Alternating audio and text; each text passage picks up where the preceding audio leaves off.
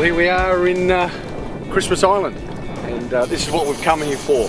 We're on one of the flats just off the mainland there, and this is why you come bone fishing. You come to Christmas Island for a place like this. We're with English from Ikari House, and that was literally our first cast. He's only a small bone. This one he'd probably only be a pound, you know, a couple of pounds, something like that. But English assures me that we're going to come across fish here. They're going to be, you know, 5, 6, 7, 8, 9 pounds. So just a stunning fish to target.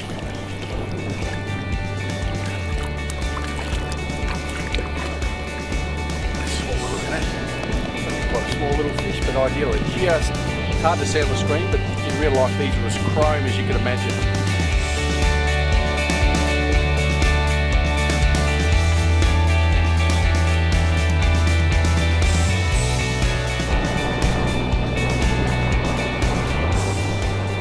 And that's how good the guides are. Like we can see, like I can see it as a blur or a dark green shape.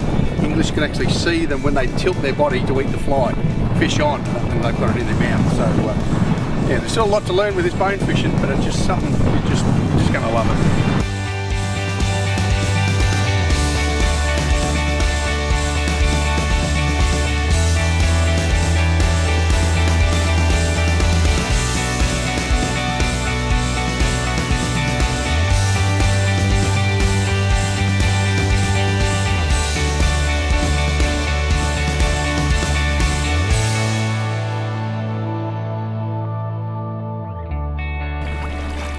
That's on that crab pattern that we just worked a treat. It was interesting. English said that my first initial strip was too long, and you had to keep it short. I guess that's how a crab moves. But it's certainly good, and keep a low profile.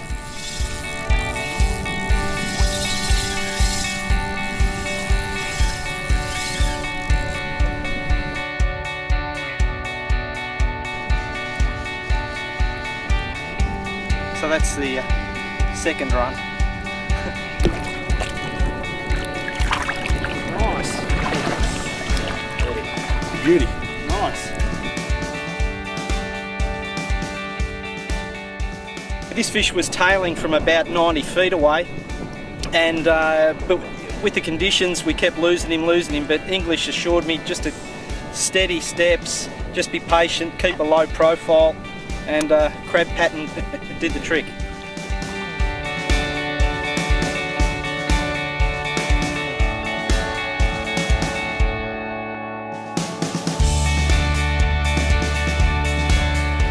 When you do come to Christmas Island, you will need a selection of different flies. What works on one flat or even for one pot of fish won't work on another lot. So you need variations in colour and weights as well. So, I mean, that's something that we used over the course of a few days. Just different colours, go from orange, which might work perfectly, you know, onto silver, and then there's some other special little ties as well. We had a little favourite here, which I'll show you close up, is one of our crab patterns, which was fantastic. So have a range on hand, and you're going to come up trumps to a lot of these fish. We also, these, funny enough, are a little bit big for the bonefish. We use these for trevally, something, a nice big flashy profile, and it's something really going to attract some attention and create them to strike at it. So have a good selection of flies, and you're going to catch as many fish as you need to.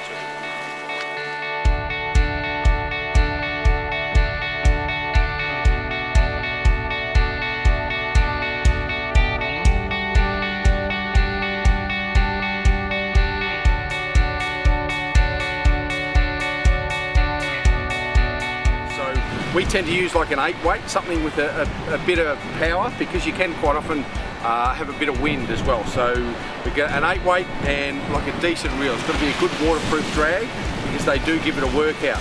We also tend to use a lot of things like a buff to protect against the sun, a decent set of glasses. We quite often use like the Makos, and I find like the trout lens, which is like brown, is probably one of the best to highlight the bonefish. And quite often we'll just use like a little bum bag as well, which is just handy to hold all your gear, and very important too, a water bottle holder. So you need to drink a lot of liquids when you're here as well, so that make sure that you're not dehydrated, and you're just going to love it. So get the right gear, and it's going to really improve your fishing, make it a lot more fun.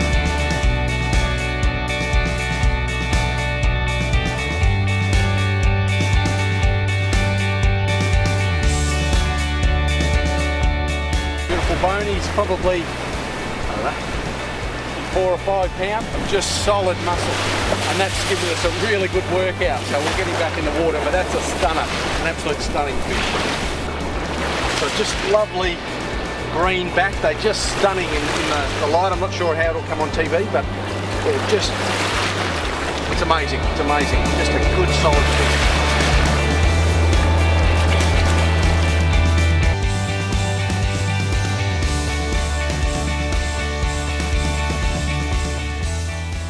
Christmas Island is arguably one of the world's best destinations to chase bonefish, and you can get your ankles wet here for 7 fully guided days with prices starting from $3,750.